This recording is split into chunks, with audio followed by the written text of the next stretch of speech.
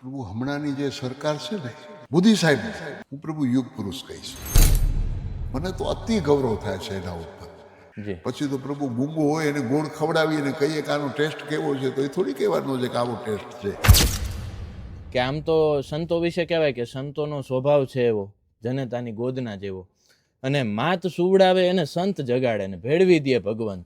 એટલે કે જે જાગૃત અવસ્થામાં જે લોકો નથી, જે સમાજ નથી, એને ટકોર પણ ક્યાંક સંતો કરતા હોય. કદાચ કોઈને એની વાણી થોડી કડવી પણ લાગે, પણ ઓલું કહેવાય કે સાચી વાત ક્યારેય એમ કે મીઠી ન હોય, કડવી થોડી લાગે પણ એ ગુણકારી હોય.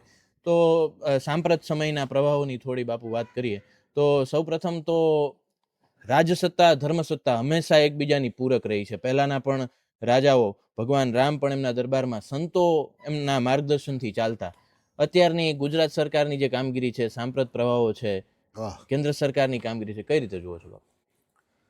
પ્રભુ હમણાંની જે સરકાર છે ને પ્રભુ, જેમ જે સમયની અંદર કોઈ મહાન સંત થઈ ગયા હોય, મહાન નેતા થઈ ગયા હોય, તો આજે વૃદ્ધો એની હાજરી કીએ તો ભાઈ કે આ વ્યક્તિ હતા ત્યારે અમે હયાત હતા, એમને અમારી દ્રષ્ટિએ જોયેલા છે.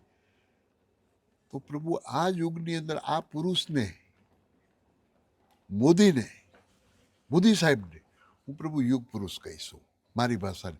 કેમ કે અમારી ભાષા છે પ્રભુ. તમને એક સમજાવું, આ કાગળ આપો તમે. જી જી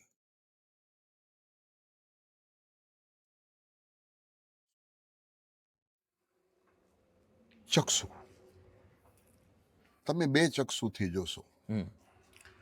પછી બે ચક્ષુથી સમાજ જુએ છે. પછી એક હોય છે પ્રજ્ઞા ચક્ષુ અને એક હોય છે દિવ્ય ચક્ષુ. એ દિવ્ય ચક્ષુ કોઈકના પાસે હોય છે, પ્રજ્ઞા ચક્ષુ કોઈકના પાસે હોય છે, પણ ચક્ષુ બધા પાસે હોય છે. જી કે જેવી રીતે આ તમે જુઓ છો, જી આ ચક્ષુથી જુઓ છો. જી પછી આ બે લાઈનની વચમાં જગ્યા છે ને, જે જી જી આ જગ્યા છે, જી જી એને વાંચી લઈએ એ પ્રજ્ઞા ચક્ષુ, અને આને વાંચી લઈએ એ દિવ્ય ચક્ષુ. વાહ. તો આને જે વાંચવા વાળું હોય ને દિવ્ય ચક્ષુ, એને જ ખબર પડે. થોડી વાર પહેલા જ તમને કીધું હમણાં ઇન્ટરવ્યુમાં કે ભગવાન કૃષ્ણએ પણ સગા ભાણેજને મરવી નાખ્યો. તો રાજ છે, ક્યારેક પ્રભુ યુદ્ધ છે, એની અંદર પ્રભુ એની અંદર કાંઈ ખારેકો તો વટાવાની છે નહીં, આની અંદર તો શહીદ થવાના છે. તો આજે જે પ્રભુ મોદી સરકાર જે પ્રભુ કરી રહી છે, પ્રભુ અમને તો એમ, હું મારી વાત કરું છું, બિલકુલ બિલકુલ, મને તો અતિ ગૌરવ થાય છે એના ઉપર કે આ વડાપ્રધાનની સાક્ષીની અંદર આજે એ વડાપ્રધાનની પ્રજા તરીકે અમે રહીએ છીએ. અમે તો પ્રભુ રાજા રજવાડાઓ જ્યારે હતા ત્યારે આજે પણ અમારી આરતી થાય ત્યારે કહીએ રાજા પ્રજા કી જય, ગાવ બસ્તી કી જય. તો આજે અમે એની જય બોલાવીએ, અને તમે જોતા હો તો ધૂણા પાસે મેં એમનો ફોટો રાખ્યો છે. જી બિલકુલ છે. આજે એની અમે અગરબત્તી કરીએ છીએ એ નેતાઓની. કેમ કે કાંઈક દે છે સમાજને પ્રભુ. પછી તો પ્રભુ દ્રષ્ટિ, મેં તમને કીધું ને, જેના પાસે જે દ્રષ્ટિ હોય એ જુએ.